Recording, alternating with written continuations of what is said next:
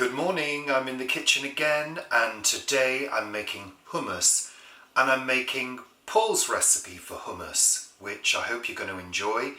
It is a recipe that doesn't use any olive oil, so it's lower in fat because one of the main ingredients for hummus is tahini, which is sesame seed paste, which is relatively high in fat, but generally it's considered as quite a good fat, so nothing to worry about there.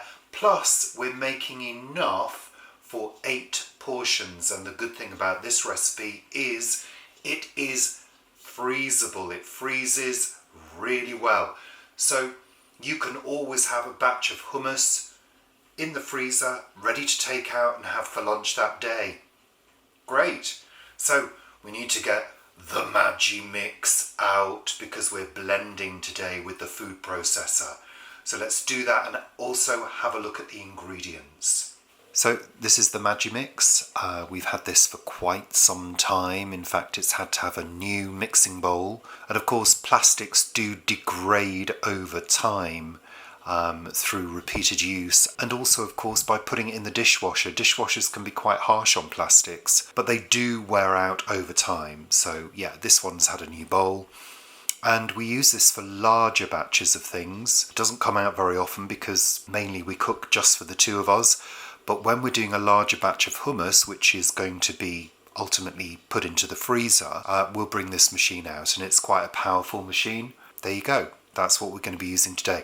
If you don't have a food processor, you could use a blender, or you could make a smaller amount using a mini chopper. Or if you don't have any electrical equipment at all, you could use a potato masher or a fork and create a rough textured hummus, which plenty of people enjoy. So let's have a look at the ingredients. Hummus is so simple to make, and this is a classic hummus using the classic ingredients. Chickpeas, so we've got 2 tins of chickpeas, 2 400-gram tins of chickpeas. I've got 5 tablespoons of tahini paste, which is a sesame seed paste. Paul's recipe calls for 4 large cloves of garlic, so I've got about 8 small cloves here. 5 tablespoons of lemon juice and a teaspoon of bouillon powder. Also, I have kept the aquafaba, the liquid from the chickpeas, in case we need to slacken the hummus at all. Now, before people start telling me, oh, you can cook with the aquafaba, I'm aware of that, but we don't really cook anything with aquafaba, so I won't be keeping it and freezing it. I'm just using it should we need it. So the recipe says blend everything other than the tahini. So let's get started. I'm going to move the blender over here. Okay, so in we go with everything other than the tahini. So chickpeas, dropping them on the floor. In we go with the garlic, teaspoon of bouillon powder, and the lemon juice.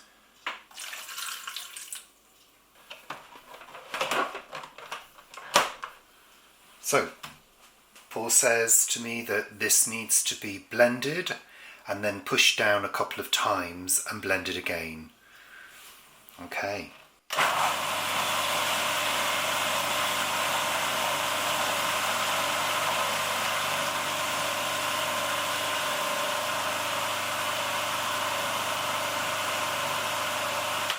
Wow, I can certainly smell the garlic. Whoa.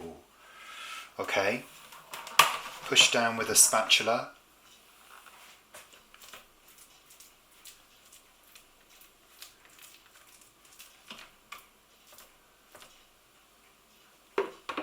Blend it again.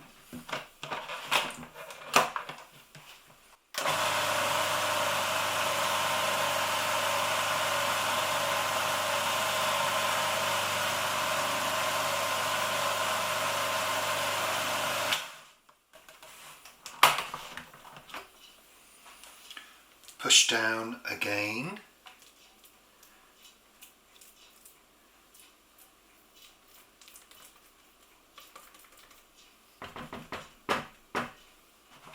Blended once more.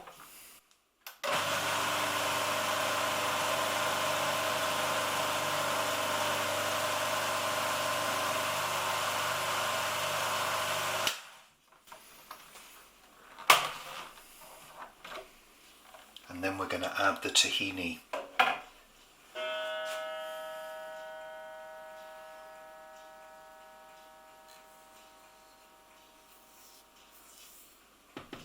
Okay, that's the tahini.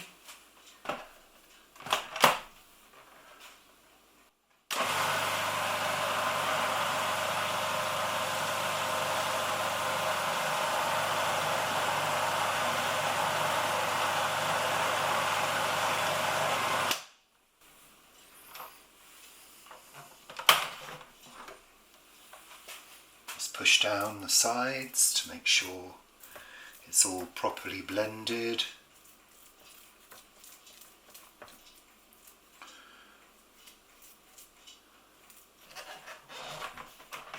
Another blend.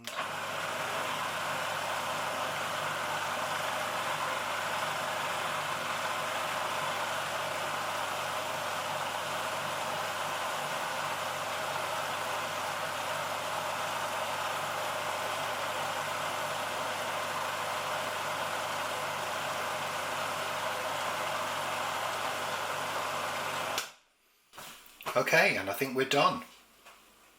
Let's decant some into a small bowl just so you can have a look at the texture. So as you can see, it's quite firm.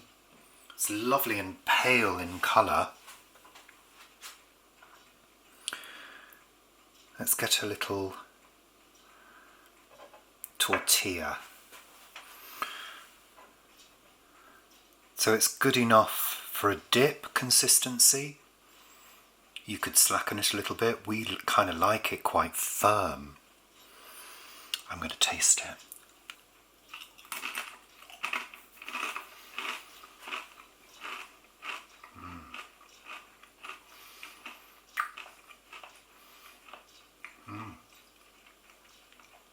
Lovely. Lovely and garlicky. And taste the tahini. Yeah, I want to eat more. I want to dive into that lot right now. Oh.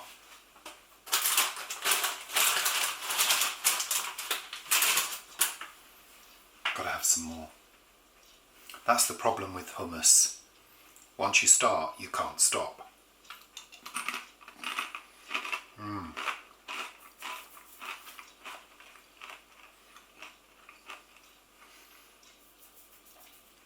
It's really good. So what I'm going to do is decant these into containers, freeze the majority of it and keep some for lunch today. Thanks very much for watching. Hope you enjoyed it and happy cooking.